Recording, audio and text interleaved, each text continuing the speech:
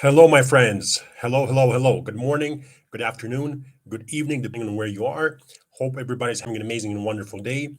As always, before we commence, you can join my private group and my course and get constant market updates, trades, investment, and my general strategy by following links to my private group on Patreon down below is going to be in the description of this video and also in the comments.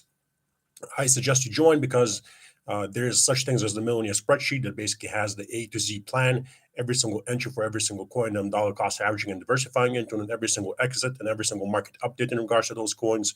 So yeah, go ahead and join, my friends. Also, while you're here, please kindly put a like so that the video goes up in the YouTube views. And of course, Merry Christmas. And to those who celebrate and to those who do not celebrate and celebrate different, festivities, happy holidays, my friends. So Merry Christmas and happy holidays to you. Hope you're having a wonderful day and hope you have a wonderful day with your family. Um, let's dive in. Let's dissect the market as always. I want to talk about first about Bitcoin. Bitcoin is not really doing anything great. Bitcoin is once again stuck in a range. It doesn't seem to be able to break out and it doesn't seem to be able to break down. So it's stuck. The market conditions are quite boring.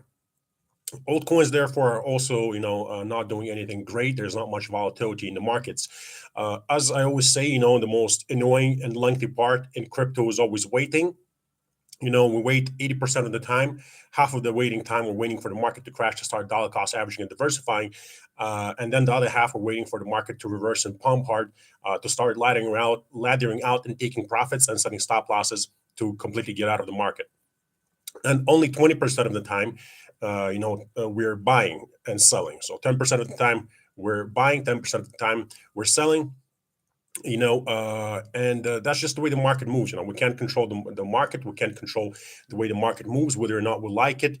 A lot of people, for example, expect something great to happen in 2023. I do not expect anything great to happen in 2023. And once again, depends on what do you mean your expectations are. You have to be real about it. Is it possible that there are going to be some unsustainable, decent pumps? Yes, of course, that's possible. But I don't really care for them. That's not how I play the market. The way I play the market is, I wait for a very long time for the market to crash. I start dollar cost averaging and diversifying. If I get a few good swing trades here and there that I see that are like solid snipes, I go for it. And then I just wait. I wait and I wait a very long time. I wait for the market to pump very hard, and then I start taking profits and laddering out and setting stop losses. That's my strategy. Digital nomad. Greetings for Phuket. How is Thailand, my friend? Are you enjoying it? Dareem Lindsay, Merry Christmas, Rob. Thank you, my friend. Merry Christmas to you and your family, too. Oh, Crypto Violent. Hello, brother. How are you? Merry Christmas. Michael Kalam, Merry Christmas, my friend. Welcome, everybody. Thank you so much for finding the time to join. Thank you very much, my friends. So, yeah, that's the way I play the market. And like right now is the most hello, Crystal. Hello, how are you? Right now is the most annoying part. When you just have to sit here and wait, and nothing much is happening. Crypto has become a ghost town once again. Nobody's really here. Nobody's really interested. A lot of people have lost a lot of money. So once again, a lot of people are calling crypto a scam simply because they don't understand how the markets move. They don't understand, that number one mistake that they make is that they come into the market when it's already time to start getting out of the market. So right now there's no excitement. Nobody's excited about the fact that coins are down.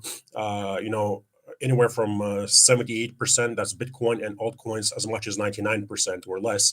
And nobody's excited about the fact that from here it's possible that some altcoins can crash another 80% and Bitcoin even further. And when it's time to buy, nobody's excited. That's the primary mistake that a lot of people make. Now, when will they be excited? When will the general public and masses show interest again in crypto? Well, when will be, breaking news on CNBC of Bitcoin breaking its all-time high or altcoins breaking their all-time high. And once again, they see articles of young guys becoming crypto millionaires, and they start seeing posts of Lamborghinis again and Ferraris, and such comments as basically bought my first Lambo at 18 or whatever thanks to crypto. Then once again, people are going to start getting excited. There's going to be a lot of hype, and when Bitcoin and other coins start breaking their all-time highs and it's time to start selling, these people will be buying. And they're once again going to hate on people like us who are going to be, trying to speak reason to them, telling them that, guys, you're a little bit late. You're a late market participant. Be aware of that. If you're here to make crazy gains, you're a little bit late. If you want to make 100 or 200 or 300%, depending on the coin, really, yeah, you can do that. But be aware of the fact that you're a market participant and you're not becoming crypto millionaire because you missed, a huge part of the cycle. You were not here accumulating when you were supposed to accumulate. You were not there dollar cost averaging and diversifying when you were supposed to do that. You're basically a late arrival that's going to get dumped on. And a lot of people don't like me in the bull markets when I say that. And I was saying that in the previous cycle. Digital nomad, it's awesome here, living here 8 years. Nice, my friend. Enjoyed. Excuse me, guys. Joe, Merry Christmas from Virginia, Sir Rob. Thank you, my friend. Merry Christmas to you, Joe. To you too, Joe. Hey, Rob, are you fine? I'm well, thank you, my friend. How are you? I'm a question. I'm on a 99 subscription. Will you make a detailed buy sell for those two as the $5 coin? Well, no, digital nomad. As I mentioned earlier, for the $99 tier, every single coin is going to be updated and every single sale is going to be done for that tier when I do it live. Michael Kalam, hopefully a black swan in Q1 2023. Fabio made a Merry Christmas. Thank you, my friends. Hopefully a black swan in 2023. Well, yeah, I mean, black swan events, I guess, are good because they either crash or pump the market. I'm just very neutral right now. Like, back when we were at the top, Bitcoin was, somewhere between $60,000. I was very quite bearish, except on 2 coins. On other 7 coins where I was very bearish, I was selling, taking heavy profits, telling everybody exit the markets, take profits, stop investing, stop buying here. So I was very bearish. Currently, right now, since we've had such big crashes, I'm neutral. What do I mean by neutral? That means I don't really care which way the market goes at this point, because the coins have crashed and rough. They're in the accumulation phase. Yes, for example, Bitcoin is down roughly 78%. Yes, of course, it's possible it's going to go down as much as 95% or something. So to me, whatever Bitcoin does from here on out is fine, because I already bought, and if it starts pumping, that's fine by me. But if it starts going down, that's also fine by me, because my strategy makes sure that I already have enough money in the market, and my strategy makes sure that I have enough money on the side to keep buying if the market keeps crashing. If we crash hard from here, I'm going to become bullish, and if we crash very hard, I'm going to become very bullish, and vice versa. If we bumped hard from here, I'm going to become bearish. If we bump very hard, I'm going to become very bearish. Currently, this is the neutral zone, the macro accumulation zone, right?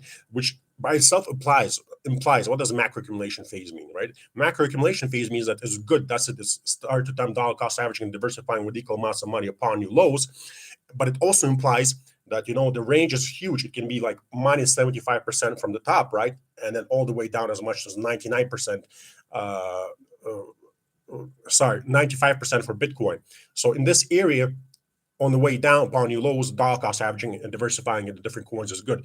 But for altcoins, it's different. For some altcoins, you start dollar cost averaging from 80% down to 95%. For some coins, you start dollar cost averaging only from 90% to 99%, or from 95% to 99%, right? It really depends on what kind of coin we're dealing with. Every single coin is a little bit different. For example, we know past historically, even when Bitcoin's bottom was in, very often some altcoins' bottoms were still not in. For example, back in the last cycle when Bitcoin bottom was in, we had some coins still crash like 30, 40, or maybe even more percent. But then they pumped harder than Bitcoin. Hopefully, sorry, Michael, thanks for that, Rob. Emotions have to be controlled. Absolutely, Michael. Emotions really have to be controlled. For some reason, when people really think that coming into crypto and making money is like easy, and that it's all about those last 200, 300 days in the cycle where everything really pumps hard. That's what really people concentrate on. I understand, because I guess it's exciting, and everybody enjoys making money.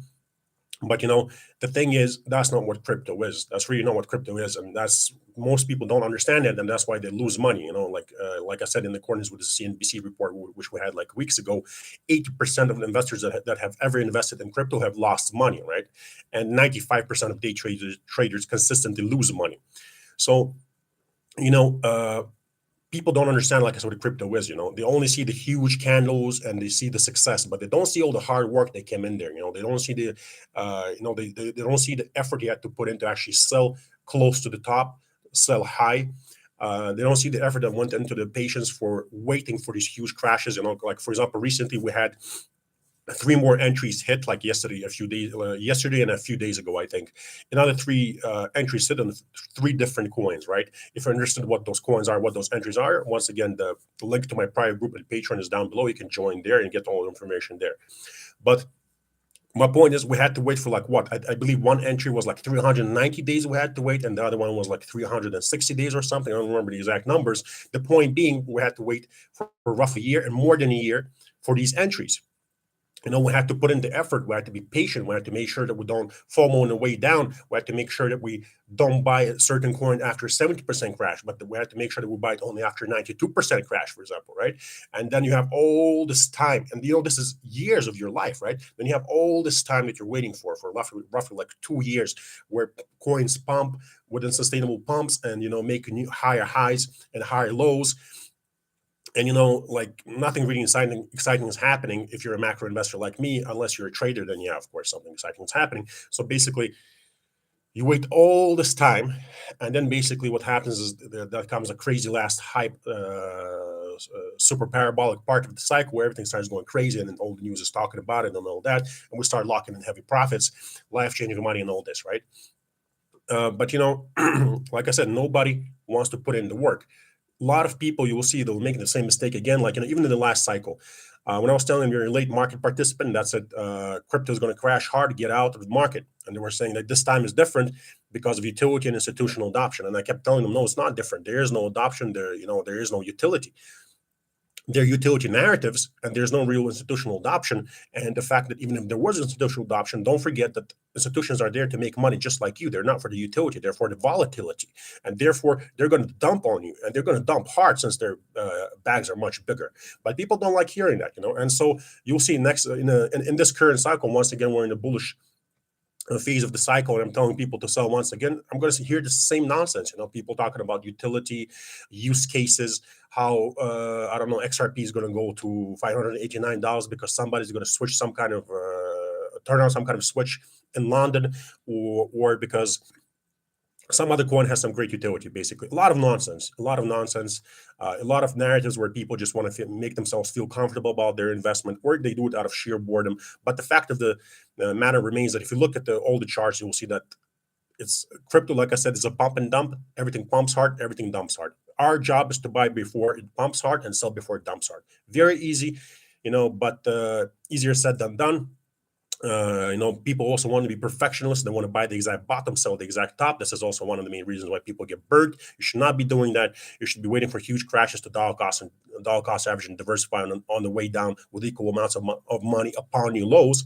And then you should be selling on the way up and laddering out and setting a stop loss for your entire bag for every single coin, and making sure that you do not jump back in and try to rotate profits with the profits that you made, because there's absolutely no guarantee if the coin is going to pump more. And if the coin does pump more, and you got up, make sure that you do not get back in. You sold, you're done, because that's when you start making emotional mistakes. That was an emotional decision. You're getting back in. You have no idea where the top is going to be now, so you start going and listening to a lot of different nonsense on YouTube, on Twitter, where people start giving crazy moon targets. Those moon targets never come. You're left a generational bag holder. So instead of taking profits and rotating those profits after huge crashes in the next cycle, what you're going to be doing is you're going to be simply watching your bag die, and some of these bags will never pump again. And instead of having, life-changing money to once again make more life-changing money, you're basically going to have to put a little money aside again from your salary that you're trying to make something what you should have done in the last cycle. And again, this is years of your life. So you're wasting your life. You're wasting years of your life, right?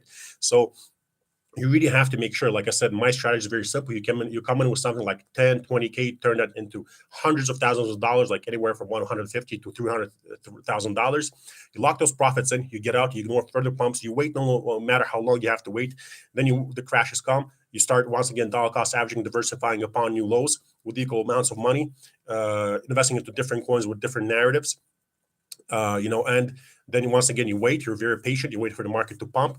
Now that roughly 200K is roughly 2 or 3 million or even more, and you're made for life. You're a multimillionaire. You can retire and do what you want for the rest of your life. That's what I have done. That's what I teach, and that's what I will continue to teach. Of course, cycles will mature and change, and when they do, I'm gonna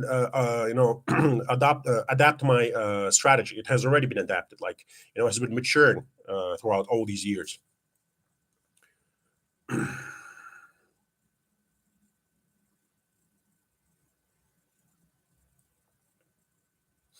Life teaches anything worthwhile, and life takes hard work and patience.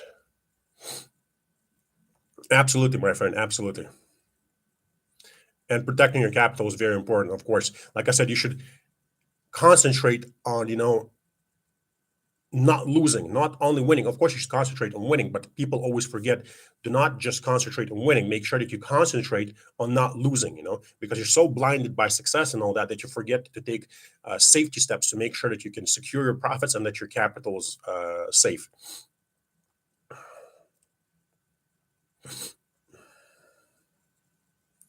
DFO, Rob aged like 10 years and like 1, 2 years in crypto. My friend, that's funny. Dareem Lindsay, would you put together a course for investing outside of the crypto market after this bull market, or are we sticking to the crypto market? Thank you for all you do, my friend. Thank you for that question, Dareem. Yes, absolutely. I'm even thinking of doing it right now. For people that have more money, that already have hundreds of thousands of dollars, how you can basically invest in different things, not just crypto, but other markets, and in the cycle, once the bullish phase of the cycle comes, for example, what's going to happen, because a lot of students that already made hundreds of thousands of dollars are going to make millions of dollars. So I'm going to be releasing a new course for them. And the new course is going to be, like, for example, just simply talking even about the investments in real estate, how you should invest in real estate, how you should invest in precious metals, how you should invest in stocks, how you should invest in stocks that have dividends, how you should invest in crypto. So basically all these diversified things. Absolutely. Uh, well, guess what? 2023 can be worse than 2022. Worse year in crypto with 2022. Well, actually, it's not true, DFO. Once again, this is a false narrative that's advertised by a lot of YouTubers and influencers. This is not the worst year in crypto, because this has been so far the smallest crash that the Bitcoin has ever had. And altcoins, a lot of those altcoins, they're in the top 10 or in the top 20 or 30, have not dropped 99% like they have in the past. So once again, this is a false narrative. And it's quite dangerous that you believe these narratives, because, for example, when these crashes do become as big as they became in the past, let's say Bitcoin crashes, instead of 78%, it crashes 84 or 87 or 94%. What are people going to be saying then? That is the end of crypto once again. Nightmares, like nightmarish narratives. They're going to stop people from dollar cost averaging and buying where they should be dollar cost averaging and buying. People will be afraid once again. That's not good. That's why you please make sure that you get factual information. This is by far not the worst year we've had in crypto, but maybe.